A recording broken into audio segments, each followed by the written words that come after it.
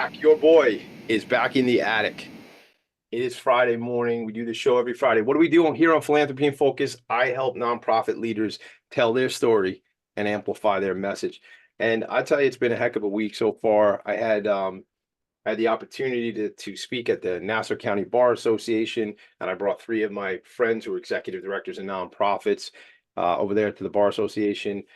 Neeler Mukherjee Lakil, Yolanda Rabano Gross, and Larry Grubler, Dr. Larry Grubler from EAC Network, Options for Community Living and Transitional Services for New York, TSINY. So, listen, I have new t-shirts made up. It says hashtag ending the stigma together. I'm on this whole trip. The other day, I just put together a new Instagram page. Check it out. Or as a page profile, I don't know, but it's called Ending the Stigma Together. I got to get it out there. Got t-shirts. We're going to talk all about that in the coming months because I'm on this mission, I'm on this journey. We have to continue to have this dialogue around mental health and ending the stigma. And I like to say together because I think that's what it is. It's a plan that we do the work together. We're on a journey together. Every week on the show, I bring in another leader of a nonprofit organization. My new friend, Kelsey Bro, is here with me today. And it's funny, Kelsey and I met through the Queen's Chamber of Commerce. Shout out to the Queen's Chamber. If it wasn't for the Queen's Chamber and their focus on the nonprofit sector, I think a lot of the relationships and connections that I am brought into don't happen. So, Kelsey, hello. How are you? Hi, TGIF, Tommy. You're right. It's been a week. I love it. I love it. It has been a week. I tell you something. I don't know what part of the country you grew up in, but I don't think it was New York, right? No, Colorado. Colorado. All right, right on. So here's the first of all, I have whole nother stories about Colorado. That's a whole nother day, a whole nother show. But I did get to see a reggae show up in Red Rocks. It's called Reggae on the Rocks about 5 years ago, and I saw one of my favorite out there. And it's funny, like I when you said TGIF, it made me go back to like four sitcoms that used to come on like 7 o'clock, like on Channel 7 ABC here in New York. I don't know what that was in Colorado, but it was like Urkel. I mean, I think I'm a little older than you, but it was like Family Matters with Steve Urkel, and it was like these like little sitcoms, and it was called TGIF. So I always get when people say TGIF, I always go back to that. So listen, we gotta break it down on a couple things. First thing first. First thing first is, do you remember when I came by with the Queen's Chamber of Commerce a bunch of months ago and you had like a networking educational event? Yeah, I do. That was a good event. It was a good event. Here's my question. I'd never eaten this food before, and I think I remember what it was. Was it pupusas? It Yeah, was, right? yeah, it was pupusas. Yeah, we got those from a local company. They sponsored that event, a local restaurant. Shout them out. Who are they still in? Are they still out there in the neighborhood, still doing work? Yeah, definitely. Rincon Salvadoreno, they're right around the corner from King Manor. Elena, the proprietor, she's amazing for the community, and so's her food. Shout out to Elena. I like pupusas. I love empanadas too. I don't know if I know the difference, but I know they're both delicious. But I remember being at King Manor. So it was a Queen's Chamber of Commerce event. Dr. Larry Grubler, my friend Christine Deska, chair the Queen's Chamber nonprofit committee. We had a meeting just the other day, and so much going on in the boroughs. And as it comes together, we need to, and I say this all the time as the nonprofit sector connector, we need to come together and bring the for-profit and the nonprofits together to collaborate. Part of what comes out of this show is that type of collaboration and relationship building. But if you are a nonprofit and you want to connect with folks in the boroughs and specifically in Queens, as we're talking about it now, reach out to me, Tommy D at philanthropyandfocus.com, PHOCUS, or on Instagram now. I just told you the new Instagram, but TommyD.NYC. And I don't know what it was yesterday, Kelsey, but I was making all these new Instagrams. So I got one called the Nonprofit Sector Connector, which is probably way overdue anyway. But I feel like it's important to tell these different stories through these different channels. So speaking of that, speaking of telling stories and stuff, I remember like we went upstairs you gave us a tour of King Manor. We walked around. It was like other museums where sections were roped off and stuff like that you couldn't go into. But I took from the conversation we had, and it's many months ago when we had this conversation, but I saw the level of detail that you had for King Manor, and then specifically just really putting this work in place for people, whether it be a King Manor or other museums or things like that. So I typically ask folks, hey, listen, what drew you to the nonprofit sector? What drew you to nonprofit work? How did you get involved with this? And sometimes people have different stories about maybe it was something that when they were growing up, they saw their parents involved and things like that. And then other folks, like even just last week, I was talking to a friend of mine who was a guest on the show doing an event at North Shore TV coming up next week. And Erica Bradley, my friend, was on the show. And in her case, it was less, I want to go work in nonprofit, but it was more, I'm going to work in production. And it just so happens that she works with a nonprofit TV company or TV studio, TV station, which is a public access TV. So um, let's talk about what drew you to the work. Was it nonprofit? Was it history? Was it museums? Like, I want to get that story because for a lot of reasons, because I'm curious. And then also because I think other people like to hear these stories. Because it's funny, I was talking to one of my children this morning and we were having a discussion about maybe she has a free period. And I said, well, maybe we shouldn't have that free period. Maybe we should find a class to put into there because, I find in life there's all these exposure points for us. And somebody might be listening and going, oh, well, I never really considered nonprofit, but I love museums. I love history, that sort of thing. So that's the stories that I think are important. So I'd like to start there with your story, your background, and we'll see where we go from there. Sure, yeah. I mean, I think a lot of times when you grow up, you don't necessarily think of museums as a job. And maybe when you think about nonprofits, you think about the big ones you hear about all the time, like the Red Cross or Doctors Without Borders, something like that.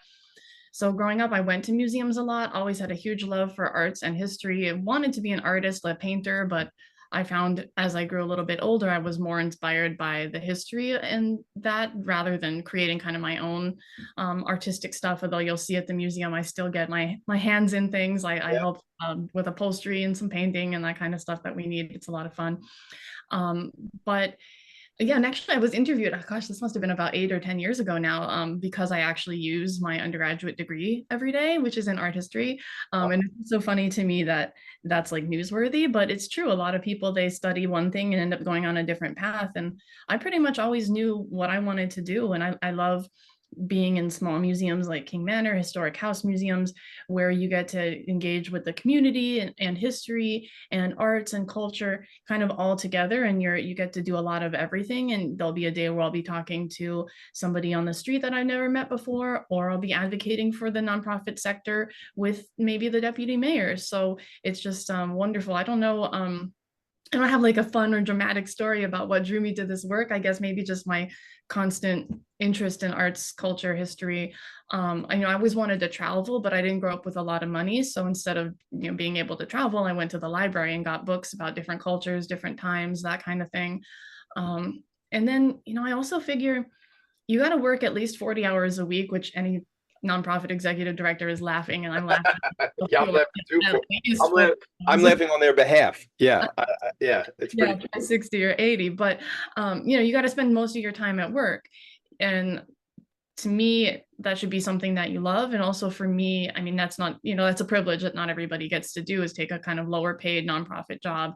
But because I have that privilege of not having dependents or medical conditions, knock on wood, I want a job that not only I enjoy, but that's meaningful to me and being able to give back to the community. Yeah. Thank you for all that. I have a lot of questions, and one of the things that really stands out for me is this piece about loving what you do. And most of the people that I know in the nonprofit sector went into the nonprofit sector for the love of either helping people or, in your case, around the arts and education and things like that. Um, there's this case going on out here on Long Island in Suffolk County where we're watching it very closely, and I was at a hearing last week because they're talking about the legislature of Suffolk County, or at least two legislators specifically, are trying to limit the compensation for executive directors and CEOs of nonprofit organizations who receive funding from Suffolk County. And they're saying that this cap should be $250,000, which, to some people might seem like, a substantial amount of money, but often these organizations are run by, they might be 80, $90 million organizations with thousands or at least hundreds and hundreds of employees. So these are big businesses doing a lot of services.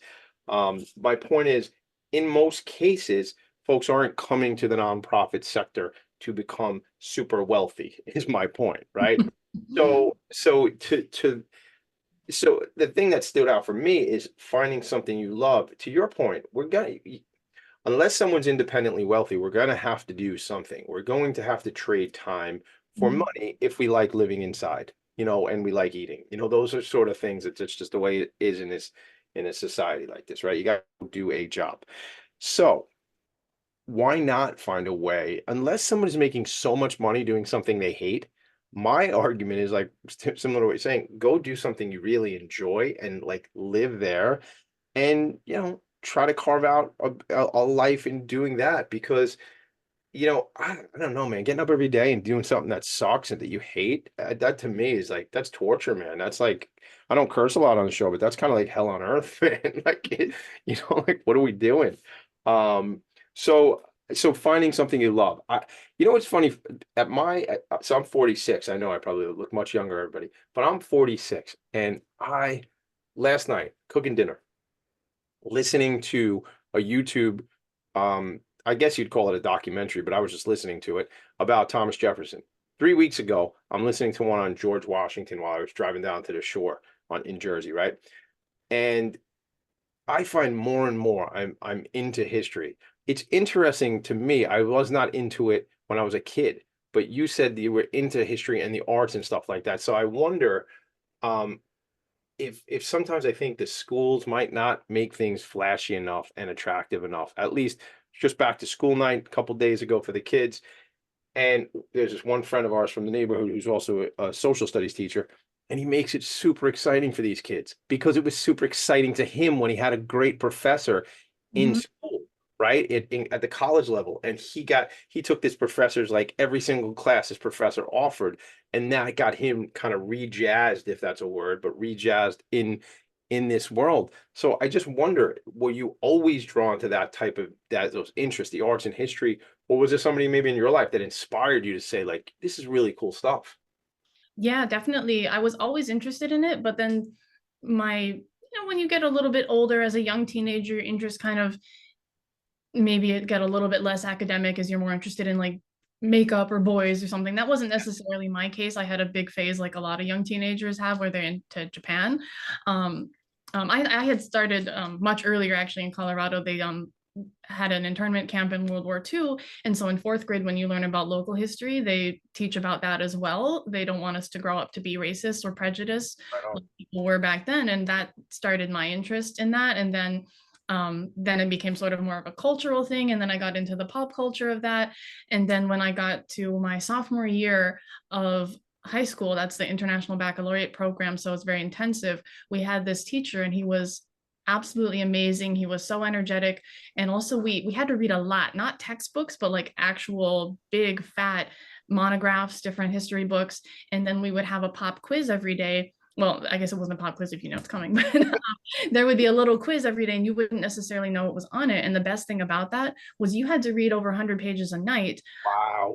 and you had to figure out for yourself what is the important stuff that I'm going to need to know from this that's probably going to be on the exam. And that I think made such a huge difference because it's unlike a textbook where they only feed you kind of snippets and you'll kind of know what's important because that's all that's there. This you really have to learn to think for yourself and figure out what is the important stuff that I need to take out of this reading. Wow. I first of all, thank you for sharing that. Because first of all, 100 pages a night. I mean, I'm not a very fast reader. I do like to read, but I also like to be read too. So I love Audible. And I have Mhm. a colleague of ours who said to me, I said, dude, he used to do like these little book reviews. His name's Jesse Langell. He's an attorney, and he used to do these book reviews on Facebook and stuff. And I said, dude, how do you read so much so quick? And he kind of let me in on a secret. And I think he shared it live on a show I had done, but let me just say what the secret was. I might be outing his secret right now, but he would listen to Audible and read the book together. So it would kind of help. It helped him advance quicker, through the book quicker and things like that. Plus, you're still taking it in like both ways. Interesting to me.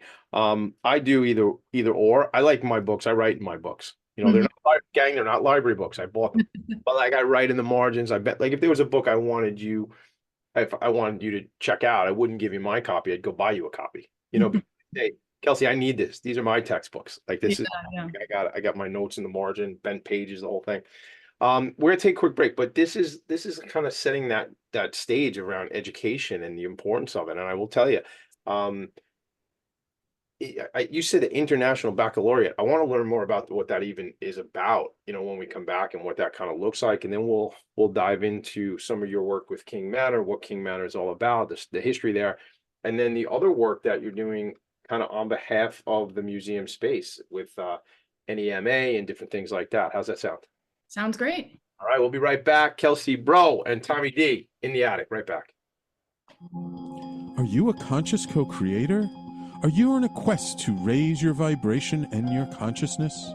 I'm Sam Leibowitz, your conscious consultant, and on my show, The Conscious Consultant Hour, Awakening Humanity, we will touch upon all these topics and more. Listen live at our new time on Thursdays at 12 noon Eastern Time. That's The Conscious Consultant Hour, Awakening Humanity, Thursdays, 12 noon on talkradio.nyc. Are you a high-achieving, growth-oriented leader? Are you interested in developing your authentic leadership while creating a healthy, inclusive workplace?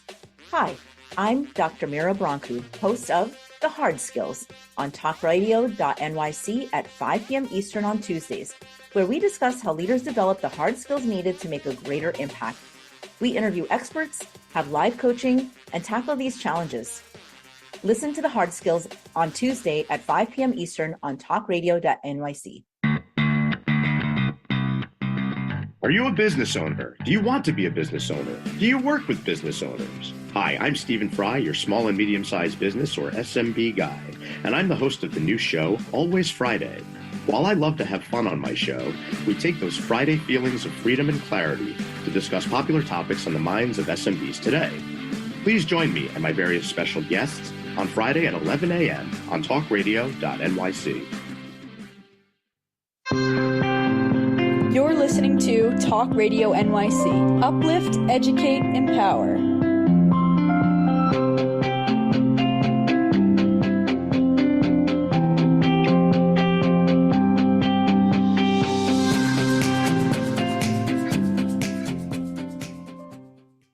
Nonprofits need connections to move in good directions. So cut through all the static. Join Tommy in his attic. It's the first time you heard that song? I love it. That's cute. Thank you. Thank you. I don't know if you ever met our friend and my buddy, Brendan Levy over at the Queen's Chamber. Oh, that's great. All right. So Brendan is a musician and he has a band, and the band is called Damaged Goods. And when they were young men, they used to have a record deal and they were pretty popular here, and they were called the Goods. But as they got older, they decided to call themselves Damaged Goods. So that's Brendan singing that song. It's a song he and I wrote together. It's 4 lines. So I call it like a Lennon and McCartney thing, except it's 27 seconds and not 3 minutes and 27 seconds. Let's get into it, Kelsey. So I just, while we were away, we didn't really go anywhere, but while we were at commercials, I shared the website, which is kingmanor.org, KINGMANOR.org. That's the website. You have an upcoming event on the 19th, which we'll get into at some point this morning. Let's get back to kind of your story. And because one of the things I remember standing by the stairs, I think you guys had black and white cookies. I think that's what it was. There was like this little plastic clamshell of black and white cookies that I couldn't stay away from that night. And I kept going back. Mini eclairs. Mini eclairs. You're right. It was mini eclairs. Dude, don't even tell me where they came from. I'm trying to eat better. I got to work through some things. I can't be eating. I didn't stay away from those mini eclairs. I probably took 2 of them and put them in my pocket. 2 things that stand out. It was dessert, and I got to drive my car in the park. And I was like, that was like the biggest thing. I thought that was like the coolest, funniest thing. So we could talk about King Manor. We could talk about, museums as a whole and some of the work you're doing. We're going to talk about it all. But let's play like a game show. Your choice. What do you want to talk about next? Well, before the break, we were talking about education, and I kind of want to follow up a little bit on that because that leads into kind of the main thing we do here at King Manor.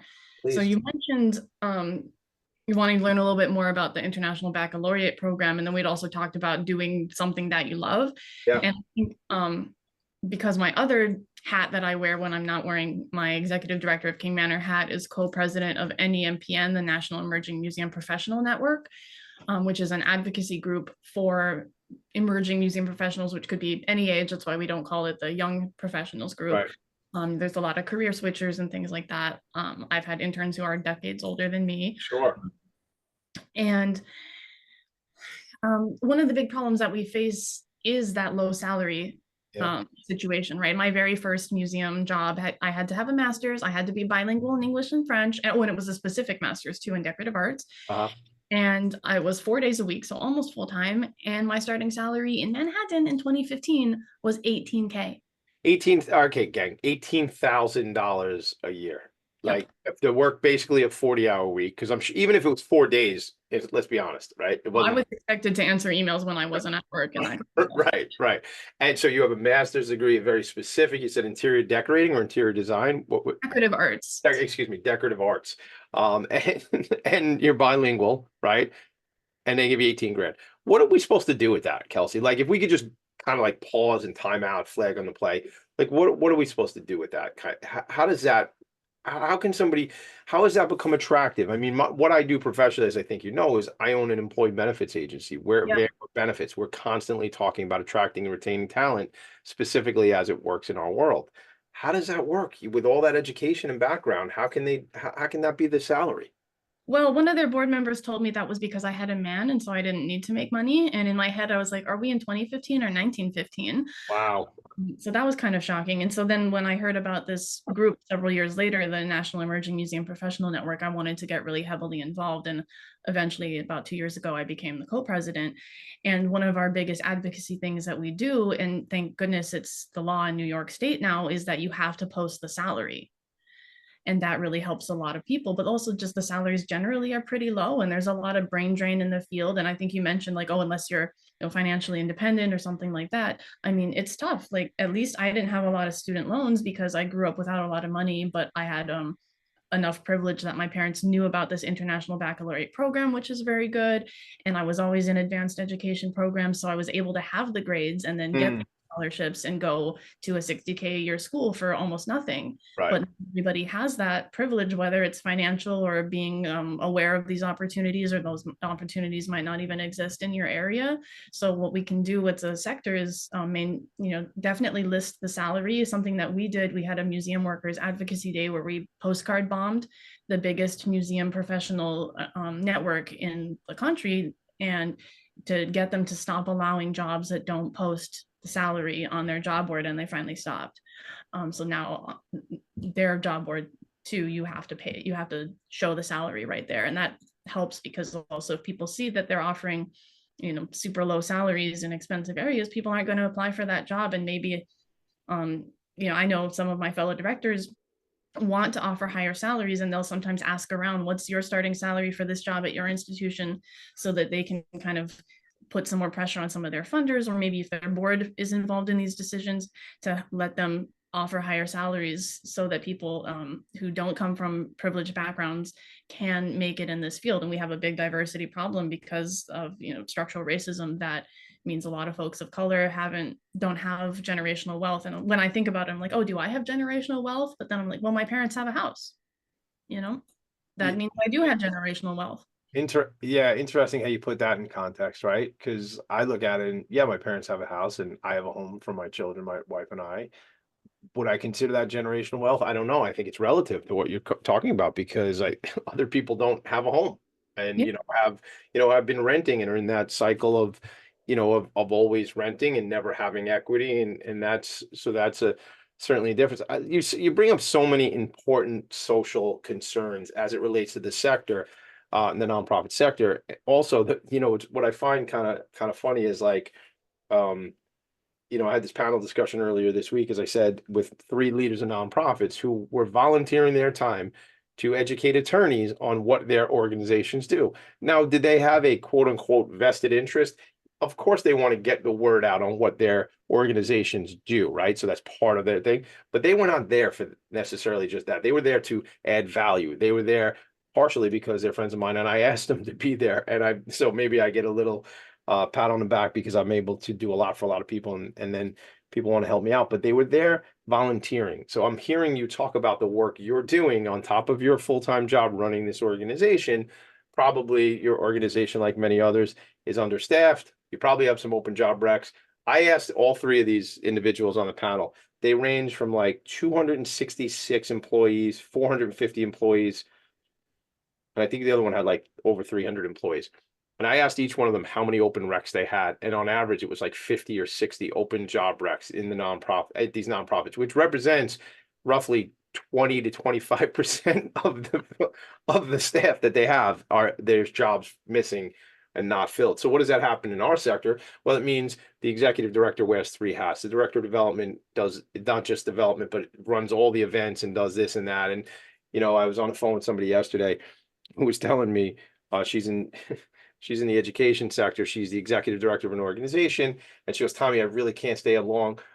There's somebody put a roll of toilet paper down the toilet, and I go deal with that. She's the executive director, gang, right? Like, so my that whole long rant there is to say to you, I'm grateful to hear that you're still advocating on behalf of your colleagues, and not just your colleagues, but the people who are coming up behind you all, because we have to create those pathways.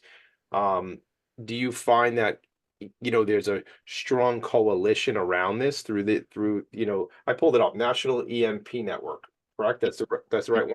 Network.org. Yep. Yep. So again, go to nationalempnetwork.org. So it's the National Emerging Museum Professionals Network. Maybe I'll show it when we go to a break. But maybe so even that goes to education too, because it's about advocacy. You said you what did you postcard bombed one of these other companies, right? We can lean in and get things to happen if we get out there and do the advocacy and education, right? Yeah, definitely. And I think a lot of the education has to go, and I'm so thankful to have this opportunity to talk about this with you, because the funders need to understand this as well. The amount of grants that I've seen that don't want to pay for quote unquote overhead, which when you're like we put on education programs, it doesn't cost that much for art supplies, but it costs me a lot to retain quality staff, to pay fair benefits. Like we don't have a lot of non kind of overhead expenses, especially given in New York City, we have materials for the arts. We can get supplies donated for free a lot of the time. It's wonderful to be in New York City. We're so spoiled, but and then, yeah, it's just, there's so many things that I want to say. I'm like, well, listen, here's the thing about this, what this show is about. I want you to say whatever, this is for you and me. This is a platform that I provide for nonprofit leaders to come on and have this. So if you feel like you need to hold back, hold back. If you feel like there's things you want to say, please don't say them. Strike that. I got to put the commas and everything. Please don't hold back. Say what you want to say, because here's what this program is about. It's about uncovering the opportunities. I have been a grant maker because we have a small family foundation. And I remember before I understood nonprofit and before I called myself the nonprofit sector connector, I was on the board for the Lindy Lou Foundation. I remember with my cousin Linda. And I would say, hey, look, we really want to fund that program where you give scholarships to individuals with intellectual developmental disabilities to ride horses. We don't really want to fund operations. And now the guy I am 15 years later, whatever it is, going like, holy cow. Like that's what grant makers often say. I listen, we don't really want to fund the new light fixtures you need or the hole in the roof you need, right? Like that's not it. We don't want to fund your salaries and things like that. That is a major issue in a lot of cases, right? I think that's where you were going, and if we're going to go to a break in a sec, but what do you have to say? What do you want to say about that? I'm happy to help you. Yeah, well, maybe we can talk about that after the break, because I have a lot to say about it. But you mentioned when you were here that we had the ropes up, like many other museums do. If you come back, you won't see those ropes. We only have them for events because we are a staff of 6. 3 full-time, including me, and 3 part-time. So when we have events, unless I can't afford to pay everybody to work extra, and I can't run around and talk to everybody and make sure people aren't accidentally bringing those eclairs and setting them down on an antique piece of furniture, right? Dude, let me tell you something. You put me on eclair duty. If I watch in the eclairs, I'll make sure nobody's putting them anywhere, because I'll just eat them up. Right, next time we're going to do that.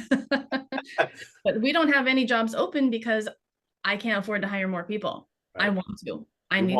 You want to and you need to, but you can't because of funding. And that seems to be kind of a typical thing that we're going to talk about forever. Unfortunately, I think that's something we're always going to talk about. Let's take a quick break. When we come back, I want to know who King was. I want to know that story, because just like you take people on a tour, take us on a virtual tour, even though don't move. I mean, don't walk around unless you can, but maybe next time we'll do that. We'll just have you like walk us around and talk. Wouldn't be the first time I've done the first ever episode of the show. We had 2 mini horses show up on the show. So we've done some pretty crazy things. When we come back, we're going to dive more into this with Kelsey Bro, King Manor, and also the National Emerging Museum Professionals Network, which I want to plug in there because if I can come out and help people on that network, not that it means out here, but the networking side, which is kind of what I'm going to do a lot of education on going forward, maybe I could be supportive in some of the work you guys are doing. So we'll talk more about that. We're going to take a break. I keep talking. We should have broke already. Right back. Hey, everybody, it's Tommy D, the nonprofit sector connector, coming at you from my attic. Each week here on talkradio.nyc, I host the program Philanthropy and Phocus. Nonprofits impact us each and every day, and it's my focus to help them amplify their message and tell their story. Listen each week at 10 a.m. Eastern Standard Time until 11 a.m. Eastern Standard Time, right here on talkradio.nyc. Were you an essential worker during the pandemic? If you needed to learn stages of epilepsy, did you depend on advocates? Did you use new innovations to cope with mental and neurological issues? Maintaining high quality of life and keeping good mental health are what we all strive for. I'm Frank R. Harrison, host of Frank About Health, and each week top healthcare influencers, professionals, and innovators answer these questions and more. Stay tuned on Thursdays at 5 p.m. on talkradio.nyc, and I will continue to be frank about health with all of you. Are you a business owner? Do you want to be a business owner? Do you work with business owners? Hi, I'm Stephen Fry, your small and medium-sized business or SMB guy, and I'm the host of the new show, Always Friday. While I love to have fun on my show, we take those Friday feelings of freedom and clarity to discuss popular topics on the minds of SMBs today. Please join me and my various special guests on Friday at 11 a.m. on talkradio.nyc. You're listening to Talk Radio NYC at www.talkradio.nyc. Now broadcasting 24 hours a day.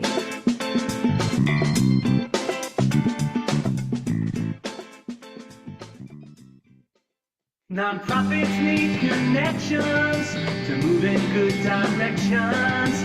So cut through all the static. Join Tommy in his attic.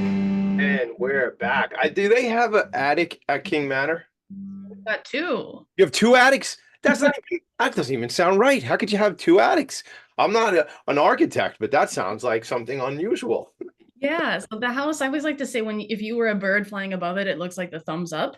Okay. Our offices are in the thumb part. Okay.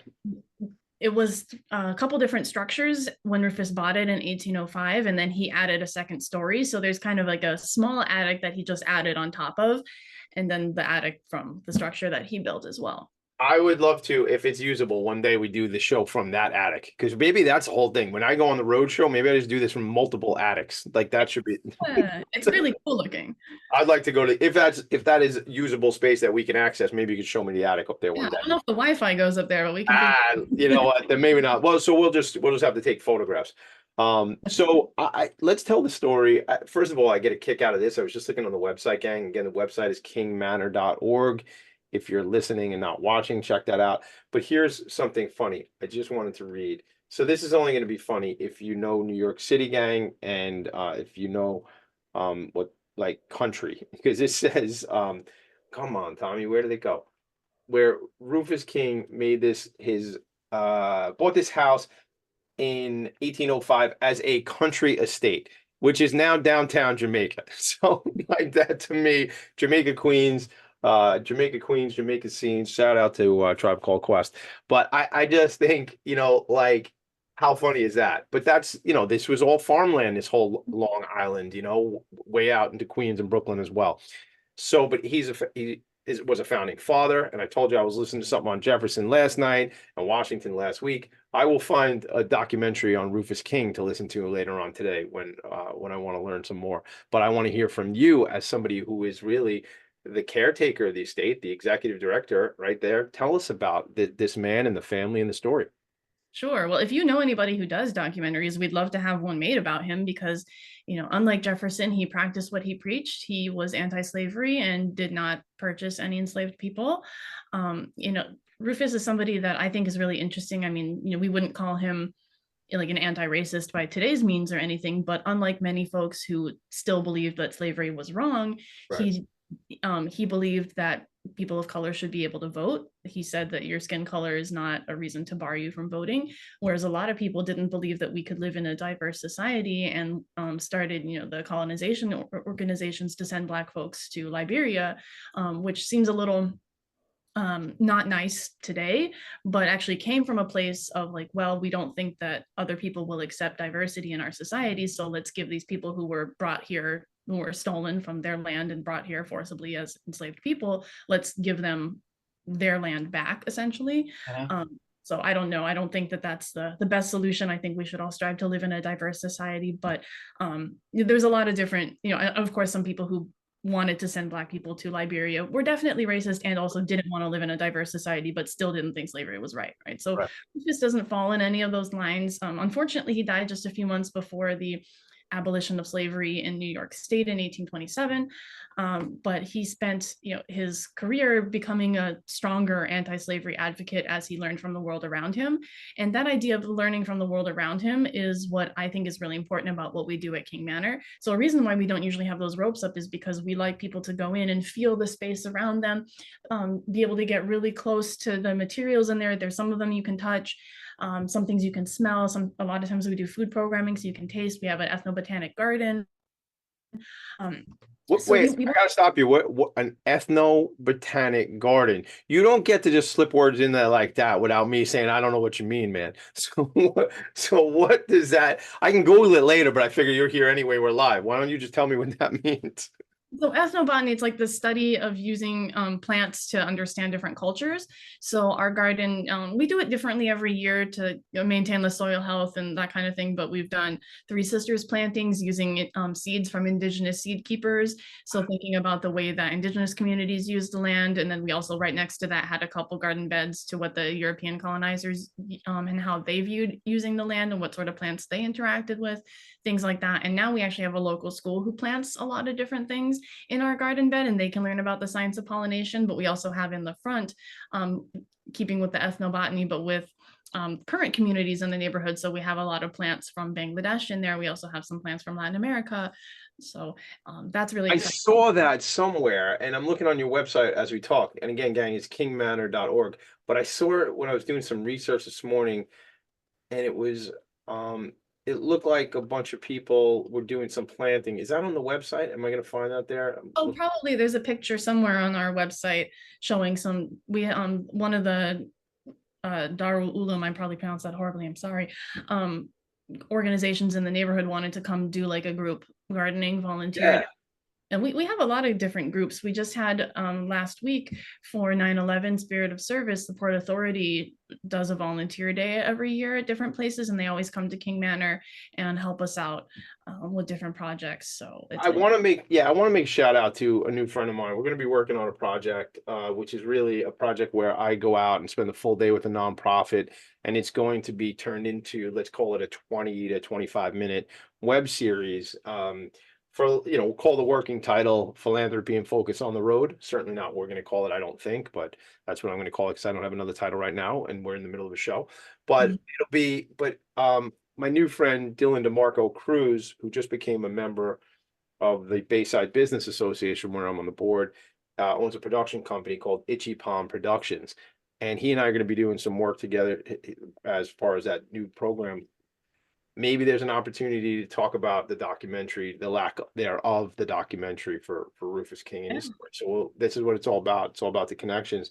I want to come out. Obviously it's it's the end of the season, I guess. Is it are you harvesting things that are in the ethnobotanical garden, or we're harvesting what the squirrels didn't get? Yeah, man. Yeah.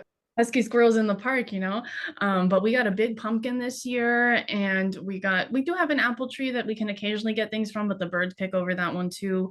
Sunflower seeds, because we want to restart a seed library that we used to have where people can come and they're supposed to check out the seeds and then they grow the plants and bring some of those seeds back so we can perpetuate this.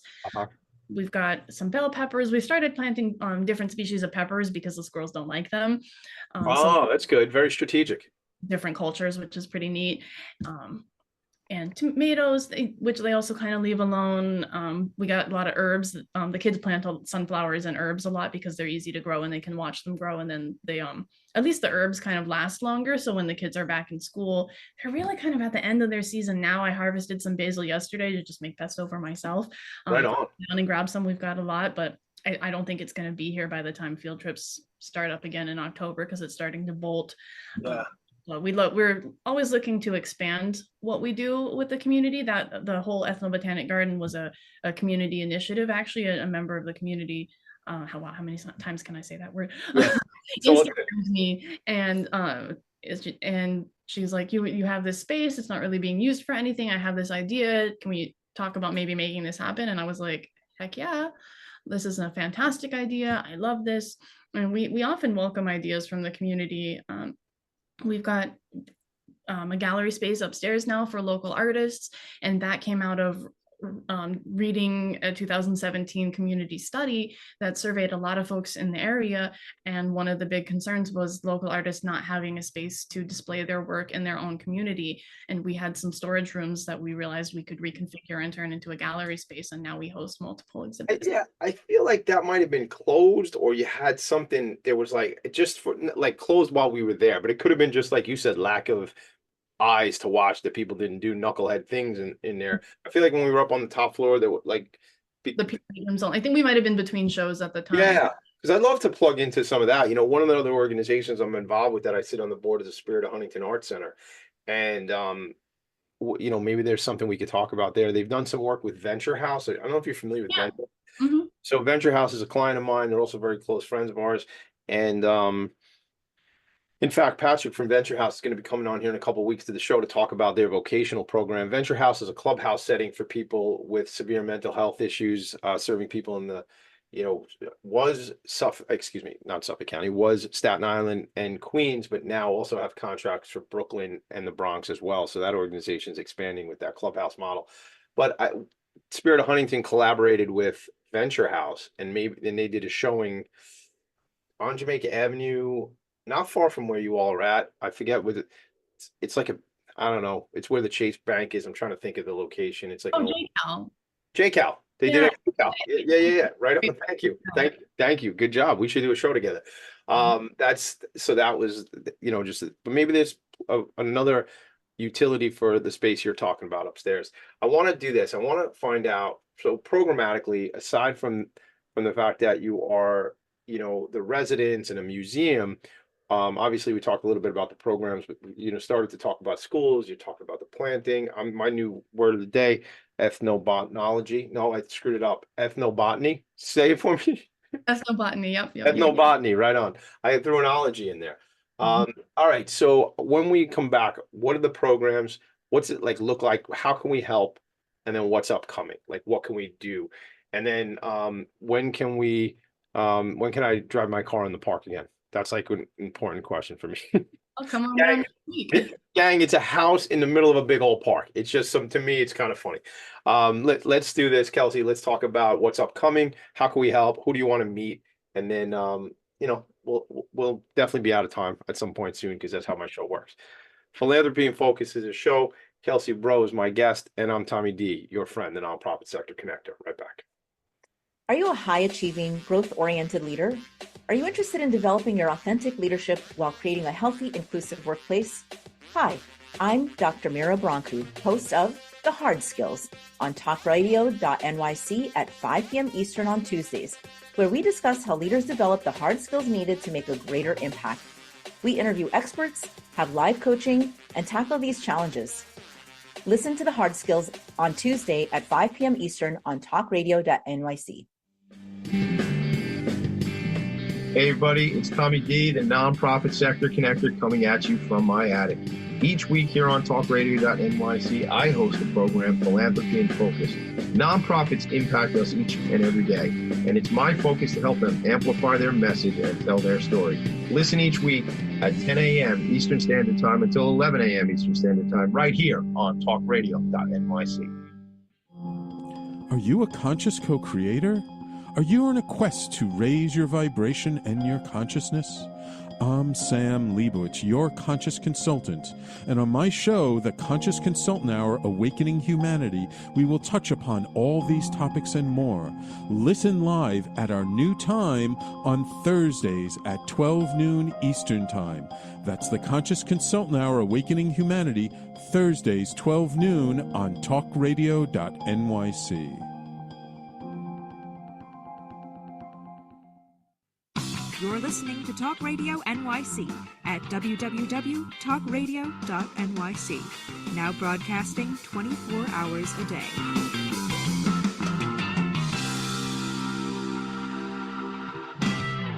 Nonprofits need connections to move in good directions. So cut through all the static. Join Tommy in his attic.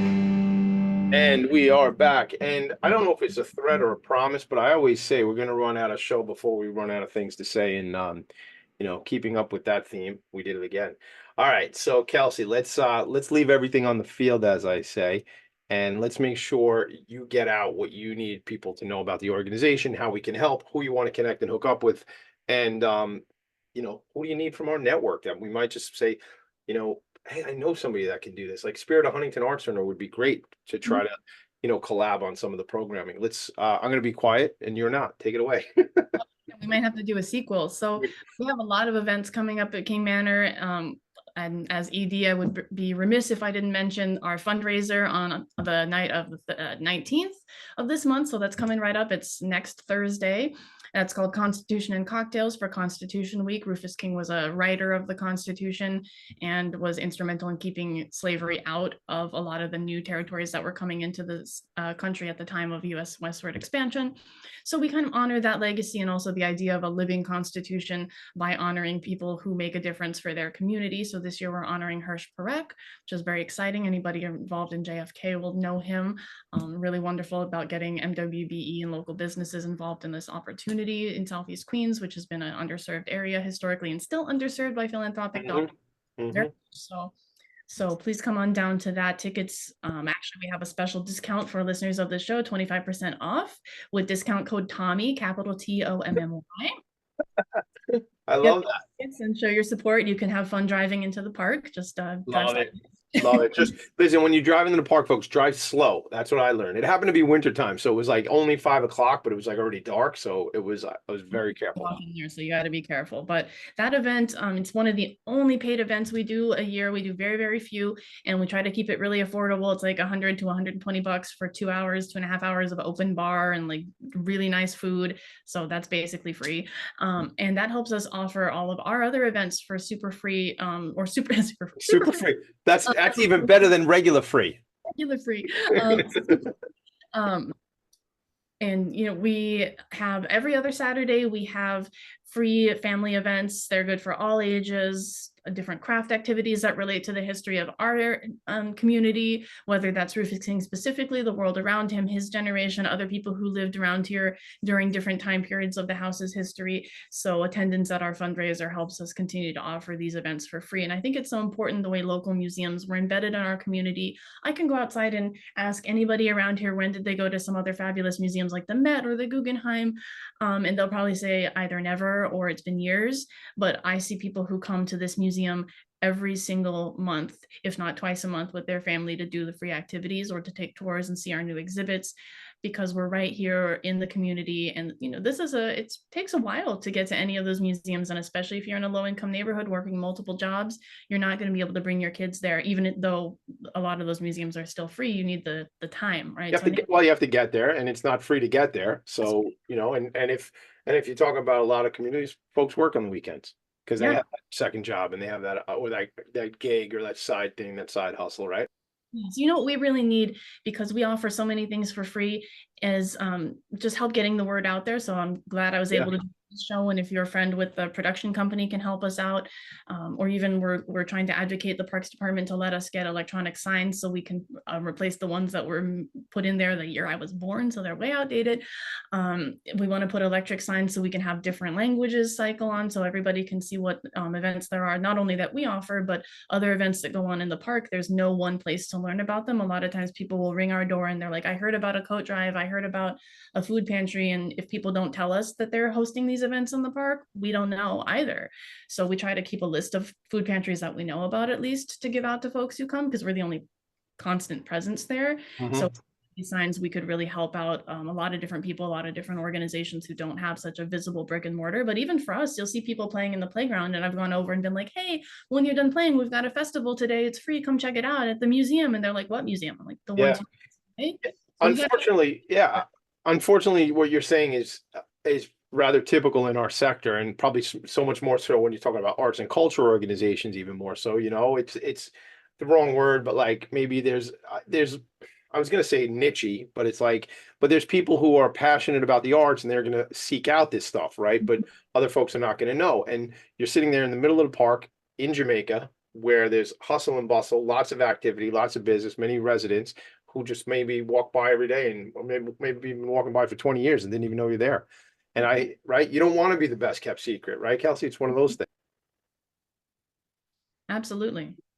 So maybe there's more, so like, all kidding aside about the attic and things like that, maybe there's an opportunity where we could do something on location. I see if I could be there on the 19th. I'm going to try to work out my calendar to do so. And it's getting exposure, right? I love the fact that several times when the Queen's Chamber Nonprofit Committee asks for somebody to host, you're always ready to do that. And why wouldn't, like, that's the obvious thing to me. Of course, let's get everybody in my store so they see what I have. Like, that's what I want, right? It's that word store being relative, but the point is, let's get them in the location, be in the park. I don't know, it must have been last year, we went to the cemetery, and the Friends of Maple Grove, a colleague of ours, comes to the meetings you and I go to for the chamber.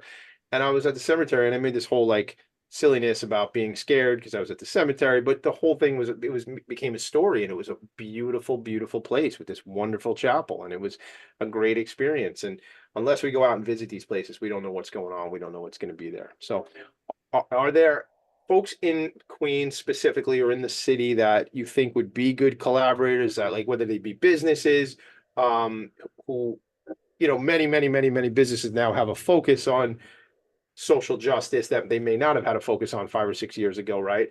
But so a lot of businesses, I think, want to be connected to some of the work that King Manor represents. So I wonder, are there specifics that you're looking to target and connect with, whether they be for-profit or not-for-profits?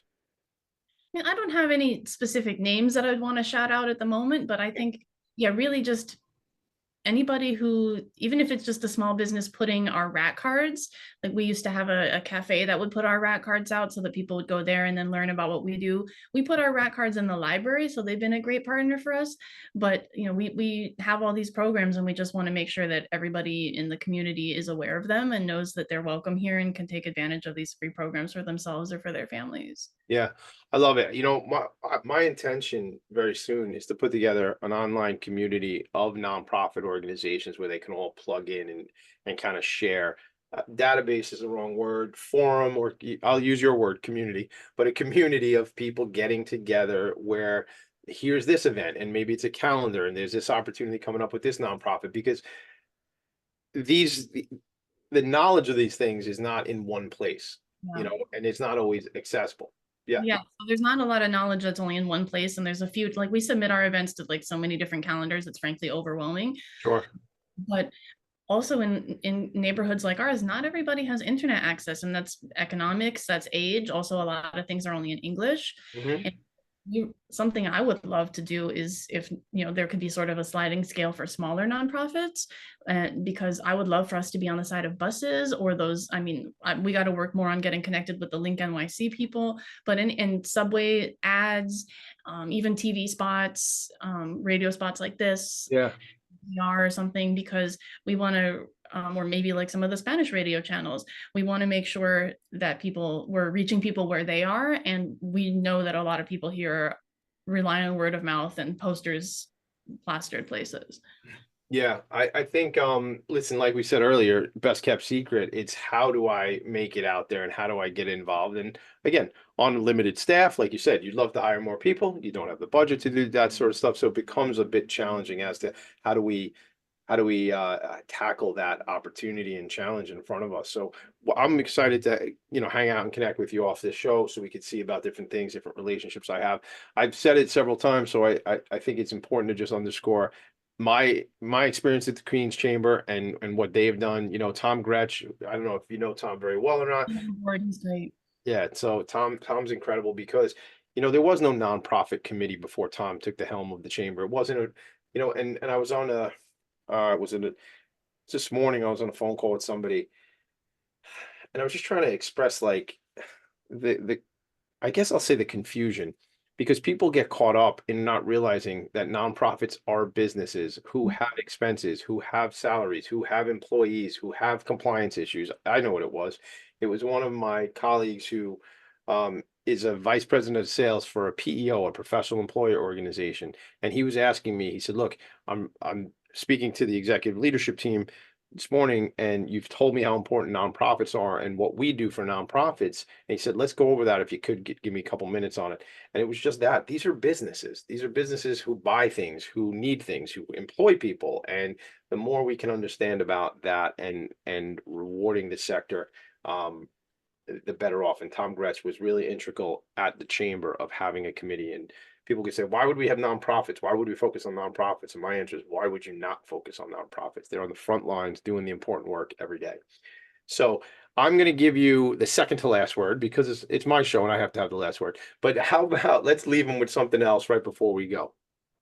Yeah, well, we didn't have time to go back to some of the funding issues. So I think real quick, if I could just kind of skim the surface of that issue is that we talked about how so many places don't want to fund GOS or don't want to fund salaries, right? Like you mentioned, a lot of people aren't aware that that's an important thing when you think of nonprofits. If you're not in that field, you might not be aware.